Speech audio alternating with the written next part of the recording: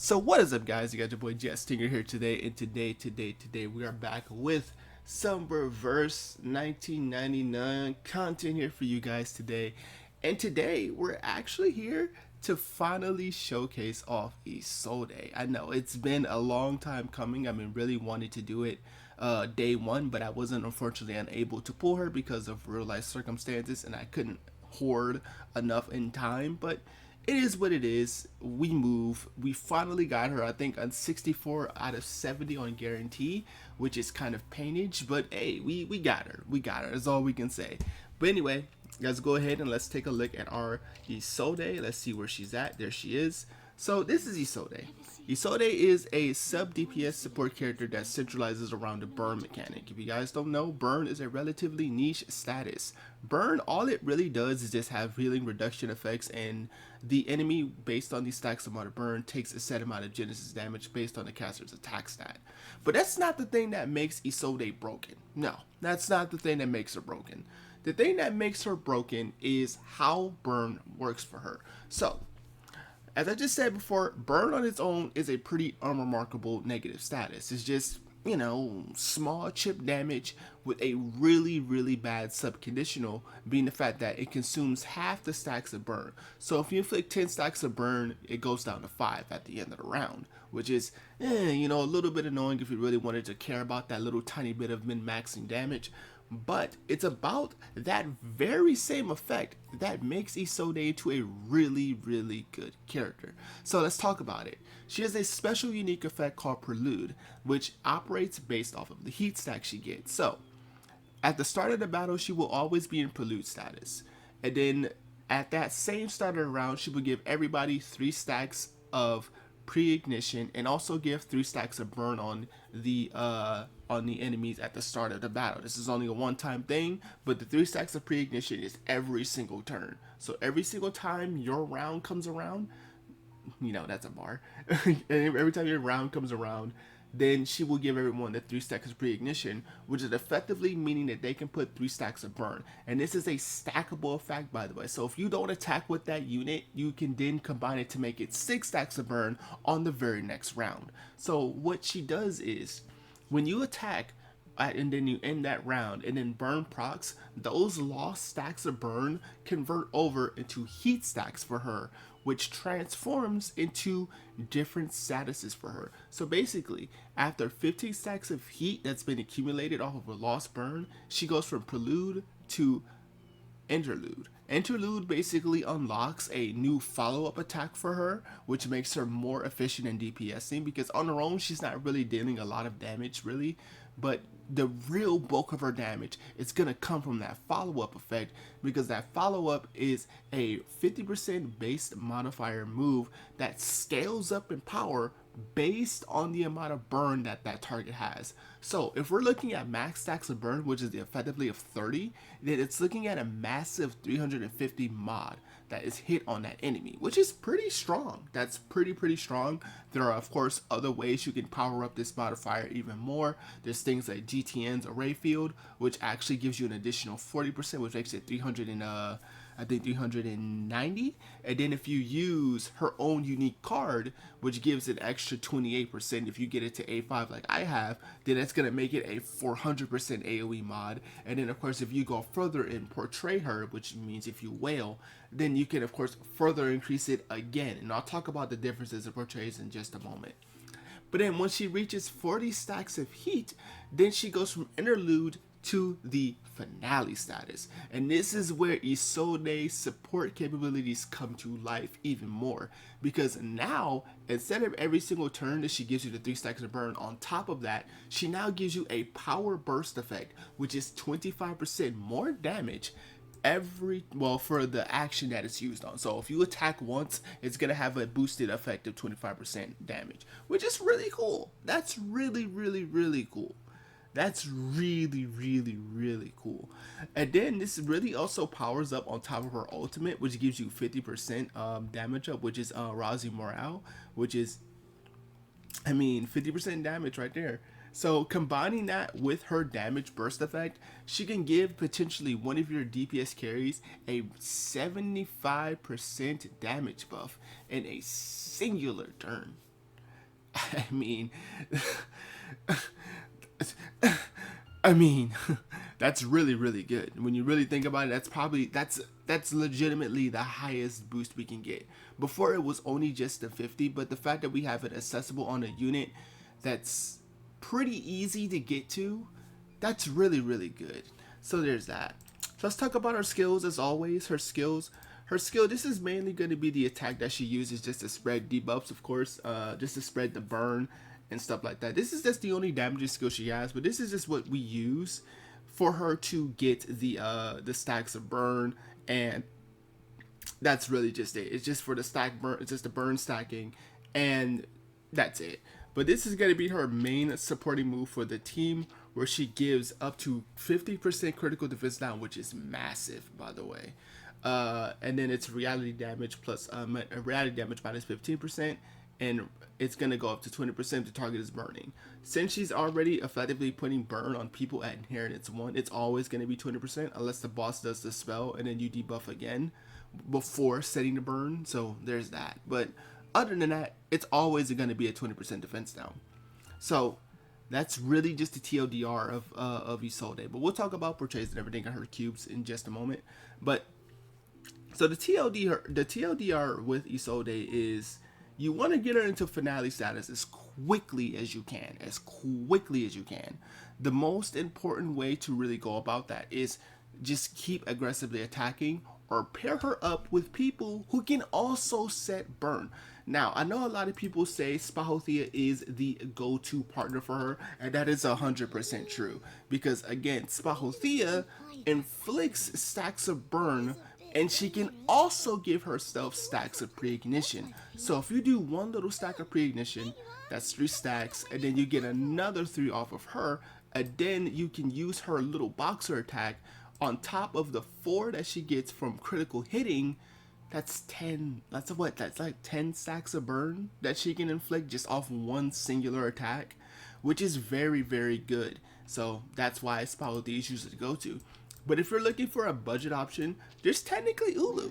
Ulu inflicts 3 stacks of burn every single round, which basically keeps the stacks up, and she can also really get a small benefit of the 40% damage dealt up, which is that's kind of good. That's actually pretty good. And it does stack on top of Isolde's buffs, actually, because her damage dealt up, it's a different effect. It's not the same as Rousing Morale, which is a unique buff, and it's not the same as Power Burst, which is also a unique effect. So you can actually stack this. You can stack the Rousing Morale and the Power Burst into one big nuke for your DPSs for a massive amount of damage increase. So that's potentially a thing. That's something you can do. So she's not entirely useless for the synergy of Isolde, but there's that. Let's talk about portraits. So her portraits are pretty straightforward, that they pretty much go mostly into Intermezzo. Intermezzo is where she gets her main damage from. That's the follow-up attack, if you guys didn't know. But Intermezzo is where she gets the bulk of her damage. That's the main thing. That follow-up based on an enemy when they have 6 or more stacks of burn when she's in the interlude status. That's her big damage moment. It's just that interlude, just that consistent intermezzo, and it's just getting an additional 15% incantation might up under certain conditions, so it's more damage. So there's a lot of ways you can, of course, power it up. But if you go for more copies on Isolde, then the skill becomes way more stronger. Even just at P1, it's effectively a 18% boost in total damage that she can perform, which is pretty nice, actually. That's a pretty big jump. And then if you get it to P3, then it's going to be I think it's like 36%, and I think P5 is close to around 60% damage buff, which is pretty good. That's a pretty good damage jump overall. But if you ask me, if you were to pull, I would say P2 is a good stopping point. I know there's been some debate at certain people saying you should just stop at P3 instead for the extra damage, which I agree. If you really have the means to go P3, I agree. But I do think P2 is good because this allows her to get into finale status at 30 stacks, which saves you like a couple turns. This, I know, doesn't seem like that big of a deal, especially when you use her on long form content like Raid. But Being able to get into finale as fast as you can inherently helps your carry get to that bursting moment faster. And that means you can potentially shave off a couple of turns from a potential crucial SSS clear on raid. It could save you maybe a couple of turns on things like limbo. It really just depends on the composition of your own team. That's why I do think P2 is a good stopping point. But if you really have the means to go for the P3, I would go for P3, just again for that 36 total damage buff that she now has on herself for total damage, which is again not bad. It's not bad. And lastly, we're going to talk about her cube and how it compares up to Blabshimmer. Now, these are the two best cubes that you run with her, is Blabshimmer of Night and Knock on the Door. Knock on the Door is her unique cube that she can get from the shop, and basically it gives her Incantation Might extra effect of 28% at level 5, while also giving her critical rate. We'll talk about that, why that matters in just a moment. But Blabshimmer is also a really good card. Technically speaking, Blabshimmer total damage does actually out damage Knock on the Door, but it's not by a lot. It's not like, you know, oh, this is a 20% difference, just don't use Knock on the Door. It's very, very minor. It's to the point to where it's pretty much interchangeable which one you use, but again, it really just depends on the team. If you have another way to do negative status, because Isolde herself does not fulfill the condition, and certain debuffs don't count as negative statuses, like for example, you do critical defense down, that does not count as a negative status. It counts as a debuff.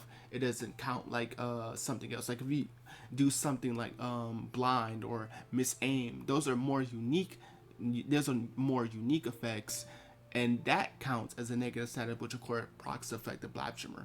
But if you combine her with Two Fairy, which is the common healer that people run her with, that can technically proc the effect. Yensei's, I don't think Yensei's debuff counts, because I think it's just a standard damage dealt minus 25%. But if you pair her up with Six can put blind and miss aim on enemies because of its unique collection of debuffs, which also does help in this regard. So I do think that Blabshimmer is strictly team dependent. If you're not running Two Fairy, Six, or someone else that can fulfill that second condition, to just stick on Knock on the Door. Knock on the Door is still fine. It gives her additional critical rate, which is actually pretty good because you do actually build Isolde for crit, because you want to get as much damage as you can with Intermezzo. And as I always mentioned before, the most bulk of your damage comes from critical hitting. So it's still effectively pretty good. I would still say that it's actually pretty good. So yeah, I do think that's it. But I do think you should always just go Knock on the Door for the sake of consistency. But you go Blabshimmer if you're able to hit that second negative status, because it's more damage overall. But again, it's not that much more damage. Okay, I just want people to make that be clear, because I've seen people have little debates about that. But this is the build you typically go for her. This is her ideal critical hit build. This is what you'd want to see, as courtesy of Pridrin. Thank you so much for the build. And then this is her attack build, which is here.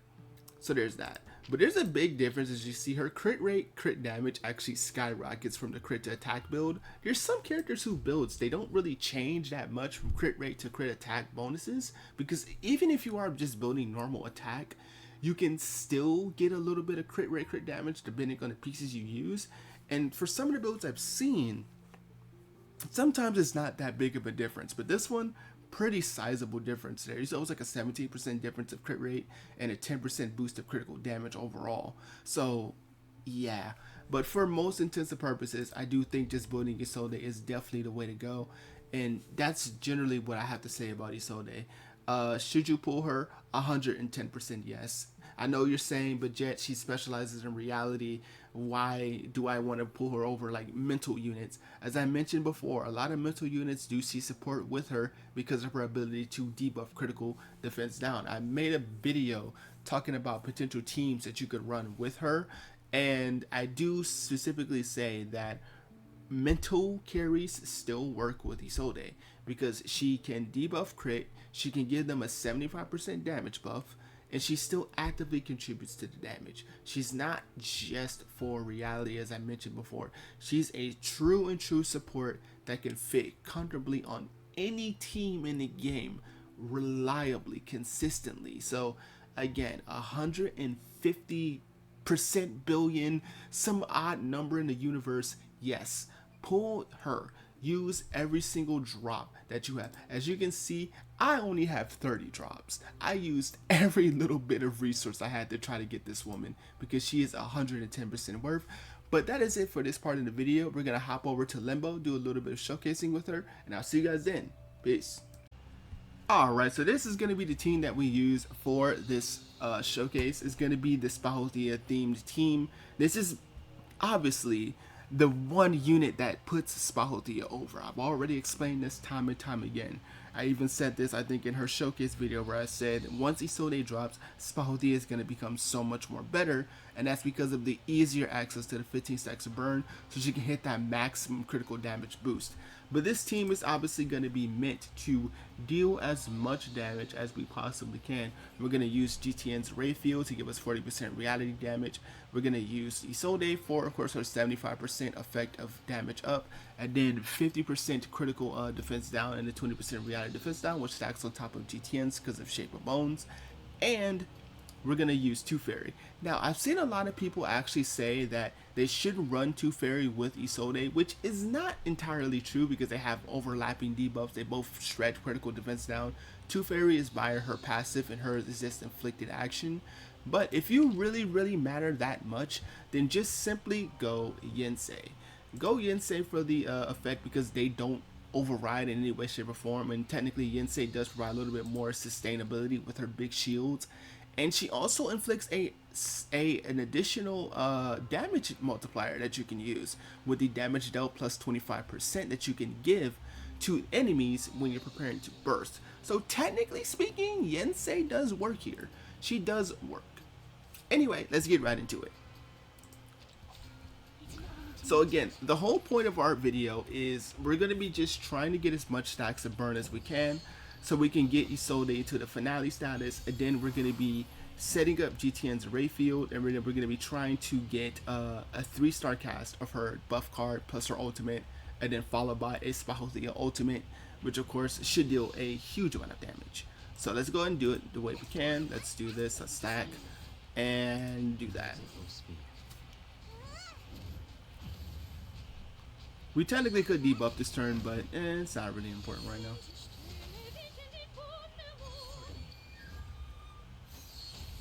So just off that, 21 stacks already, which is a lot. That's what, like 10 stacks I think out the gate.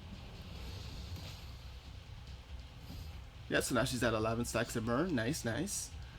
So let us do this. We'll do this just to do this. And then we'll heal just to keep ourselves topped up. Now at this point with Spathodea, since we're at, 4 Moxie, we don't really need to be attacking too much more with her. But again, we still will use her just to make sure we keep those high stacks of burn coming in.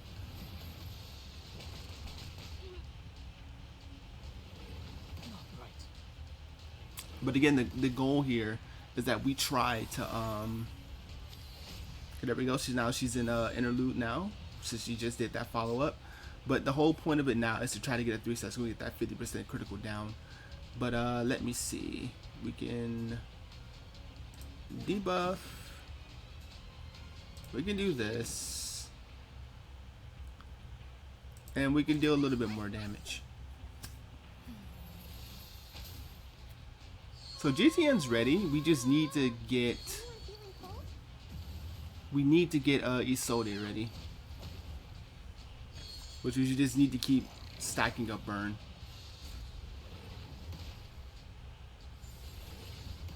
Thankfully the burn stacks won't be okay, perfect. We hit finale status next turn.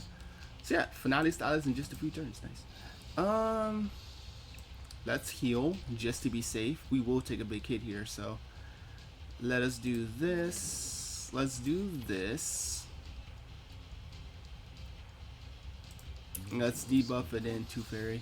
Now all we really need now is to get a 3-star cast of that card. That's all we need.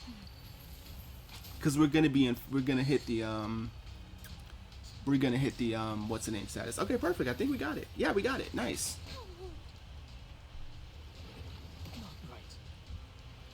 We also got a heal too, which is good. We do need that heal. Alright, so there we go. We're now in finale mode. So that means now we're gonna have the damage, the power burst effect every single turn. Isolde unfortunately doesn't get to keep the power burst because Intermezzo always triggers after the fact. So yeah, there we go. We can do this. We can do this just to put a little bit more pressure. The Bagua drown on the sign break never warns about its changes. Here we go. So now we got the array field going.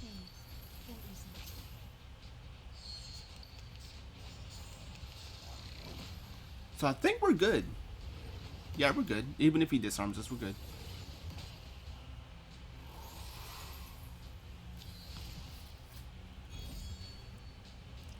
Alright, so let me see. What those debuffs looking like, buddy? Yeah, those will be overridden. Yep.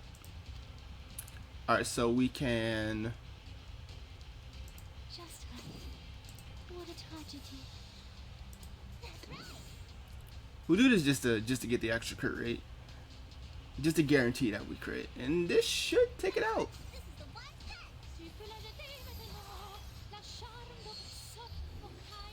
Okay, so there's going to be the 70% boost.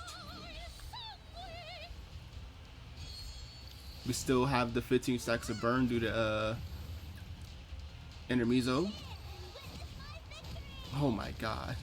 Dude, that's like... Oh my god. 126k. Oh my god. Oh my god, dude. Yo, we've just seen a murder. Yo, you know what that's like? That's like crit on synergy damage, bro. That was like what my Spathodea did on synergy. Like when we did that Spathodea showcase, we can't do it on that stage because unfortunately the boss dispels its buffs, which means it gets rid of its burn stacks, which makes it a little bit annoying. But I think on that P5 Spathodea showcase we did like 120 something K, and we just did 120k on a neutral fight. So imagine if this was weakness. Probably would have been so much more. I mean, it would have been like 160k maybe. Maybe like 180 maybe. But yeah, guys, that's gonna be the showcase there, and that just explains why that just explains why Isolde is at the top, dude. She's such a good unit. Again, very, very worth the resource. Very, very worth the pull, and yeah. But this has been your boy Stingren. Let me know if you guys pull for Isolde or not. Let me know how you feel about Isolde in the comment section below. Make sure you subscribe if you haven't already. You guys have been doing really good with subscriptions as of late. I'm super, super honored. I'm super, super blessed for you guys to come by and subscribe and like the videos and comment. So again, thank you guys so much for everything. This has been your boy Stingren. See you guys next time. Peace.